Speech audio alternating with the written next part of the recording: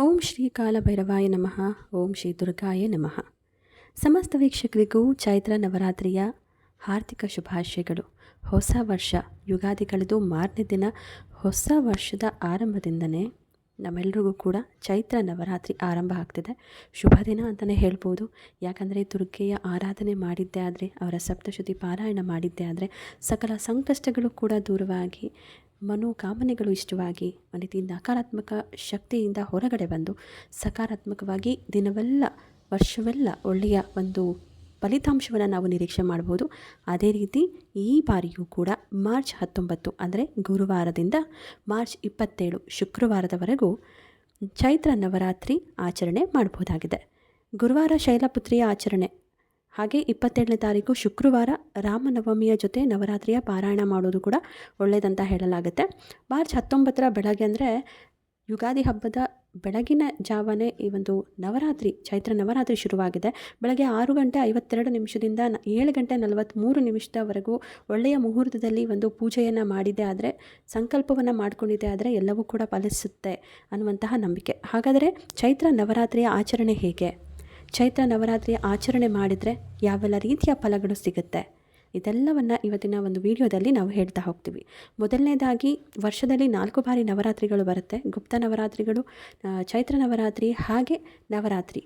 ಈ ಮೂಲಕ ಪ್ರಥಮ ದಿನವಾದ 19ನೇ ತಾರೀಕು ಶೈಲಪುತ್ರಿಯನ್ನು ನಾವು ಆಚರಣೆ ಮಾಡ್ತೀವಿ. ಅಂದರೆ ಚೈತ್ರ ನವರಾತ್ರಿಯಲ್ಲಿ 20ನೇ ತಾರೀಕು ಬ್ರಹ್ಮಚಾರಿಣಿ, 21ನೇ ತಾರೀಕು ಚಂದ್ರಘಂಟೇತಿ, 22 ಕೂಷ್ಮಾಂಡ ದೇವಿ, 23ನೇ ತಾರೀಕು ಸ್ಕಂದಮಾತಾ, 24ನೇ ತಾರೀಕು ಕಾತ್ಯಾಯಿನಿ, ಹಾಗೆ 25 ಕಾಲರಾತ್ರಿ, 26 ಮಹಾಗೌರಿ, ಇನ್ನು ಕೊನೆಯ ದಿನ ದುರ್ಗಾಷ್ಟಮಿ.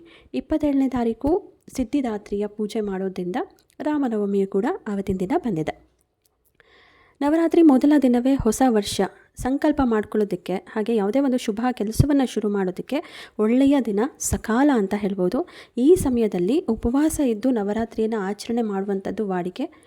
ಆರೋಗ್ಯವಾಗಿರೋರು ಅಥವಾ ವಯಸ್ಸಾಗಿರೋರು ನವರಾತ್ರಿಯಲ್ಲಿ ಒಂದು ಉಪವಾಸ ಮಾಡೋಕ್ಕೆ ಆಗಲಿಲ್ಲ ಅಂತ ಹೇಳಿದ್ರು, ಭಯ ಭಕ್ತಿಯಿಂದ ದುರ್ಗಾದೇವಿಯನ್ನು ನೆನೆದಿದ್ದೇ ಆದರೆ ಸಂಕಷ್ಟಗಳು ಕೂಡ ದೂರವಾಗುತ್ತೆ. ಉಪವಾಸ ಕೇವಲ ಭಕ್ತಿಯಲ್ಲಿ ಮಾತ್ರ ಇರದೆ ಆರೋಗ್ಯದ ದೃಷ್ಟಿಯಿಂದನೂ ಕೂಡ ಒಳ್ಳೆಯದು ಅಂತ ಹೇಳ್ಬೋದು. ಇನ್ನು ಪೂಜಾ ವಿಧಿಗಳ ವಿಶೇಷತೆ, ಮೊದಲ ದಿನ ನಾವು ಕಳಸವನ್ನು ಪ್ರತಿಷ್ಠಾಪನೆ ಮಾಡ್ತೀವಿ. ಒಂದು ರೀತಿ ಪಾಸಿಟಿವ್ ಎನರ್ಜಿಗೋಸ್ಕರ ಈ ಒಂದು ಕಳಸವನ್ನು ಪ್ರತಿಷ್ಠಾಪನೆ ಮಾಡೋದು. ಜೊತೆಗೆ ಅಷ್ಟಮಿ ದಿನ ಅಥವಾ ನವಮಿಯ ಒಂದು ದಿನ ಕನ್ಯಾ ಪೂಜೆಯನ್ನು ಮಾಡ್ತಾರೆ. ಅಂದರೆ ಚಿಕ್ಕ ಮಕ್ಕಳು, ಹೆಣ್ಣು ಮಕ್ಕಳನ್ನು ಕರ್ಕೊಂಬಂದು ಅವರಿಗೆ ಪೂಜೆ ಮಾಡಿ ಅವರನ್ನು ದೇವಿಯ ಸ್ವರೂಪ ರೀತಿ ಭಾವಿಸಿ ಅವರಿಗೆ ಹೊಸ ಬಟ್ಟೆಯನ್ನು ಕೊಡೋದು ಕೂಡ ಒಂದು ಪದ್ಧತಿಯಾಗಿದೆ. ದುರ್ಗಾ ಪಾರಾಯಣ ಇದೊಂದು ಮಾರ್ಕಂಡೇಯ ಪುರಾಣದ ಒಂದು ಭಾಗ ಆಗಿದೆ.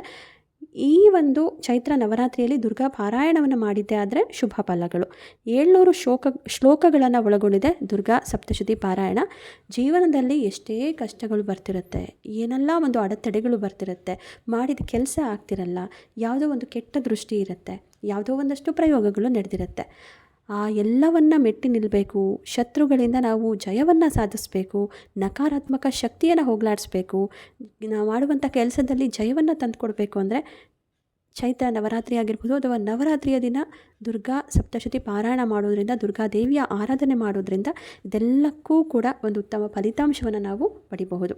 ಇನ್ನು 3 ಗುಣಗಳ ಸಮನ್ವಯ ಇಲ್ಲಿ ನಾವು ನೋಡೋದಾದರೆ, ಮಹಾಕಾಳಿ ನಾವು ಧ್ಯಾನ ಮಾಡೋದ್ರಿಂದ, ಮಹಾಕಾಳಿ ಪೂಜೆ ಮಾಡೋದ್ರಿಂದ ಅಜ್ಞಾನದ ನಾಶ ಆಗುತ್ತೆ, ಜ್ಞಾನದ ಕಡೆಗೆ ನಮ್ಮ ದಿಕ್ಕು ಬದಲಾಗುತ್ತೆ.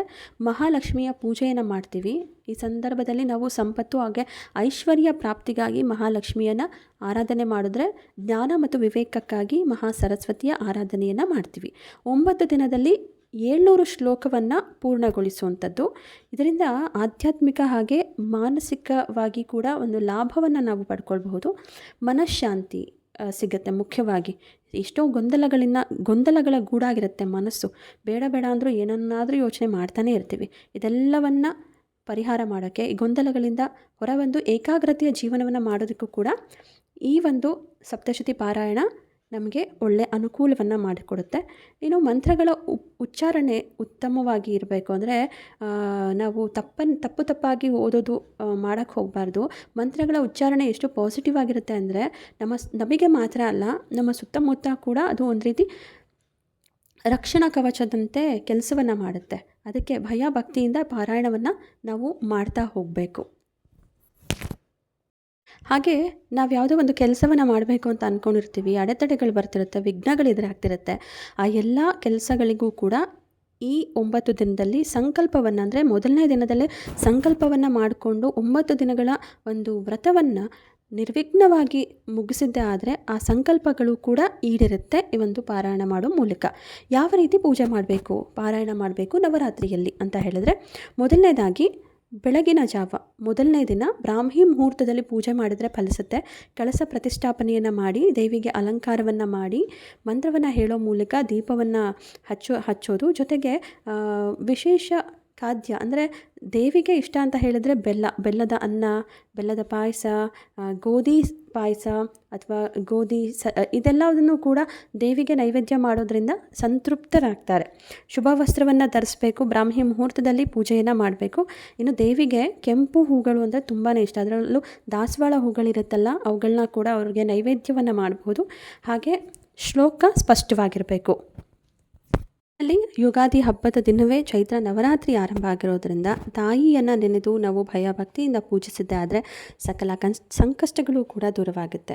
ಇದು ಚೈತ್ರ ನವರಾತ್ರಿಯ ಆಚರಣೆಯ ಒಂದು ವಿಶೇಷವನ್ನು ನಾನು ಈ ಒಂದು ಯೂಟ್ಯೂಬ್ ವಿಡಿಯೋ ಮೂಲಕ ನಿಮ್ಮ ಮುಂದೆ ತಂದಿದ್ದೀನಿ. ಹಾಗೆ ನೀವು ಕೂಡ ಚೈತ್ರ ನವರಾತ್ರಿ ಆಚರಣೆ ಮಾಡಬೇಕು ಅಂತಿದ್ದರೆ ಭಯಭಕ್ತಿಯಿಂದ ಆಚರಣೆ ಮಾಡಿ, ನಿಮ್ಮ ಸಂಕಲ್ಪಗಳು ಈಡೇರಲಿ, ದೇವಿ ನಿಮಗೆ ಫಲವನ್ನು ಕೊಡಲಿ ಅಂತ ಹಾರೈಸ್ತಾ, ನಮ್ಮ ಈ ಒಂದು ವಿಡಿಯೋ ಇಷ್ಟ ಆಗಿದ್ದರೆ ಲೈಕ್ ಮಾಡಿ, ಹಾಗೆ ಶೇರ್ ಮಾಡಿ. ನಮ್ಮ ಗ್ರಹಗತಿ ಯೂಟ್ಯೂಬ್ ಚಾನಲ್ನ ಸಬ್ಸ್ಕ್ರೈಬ್ ಮಾಡ್ಕೊಳ್ಳೋದನ್ನು ಮರಿಬೇಡಿ.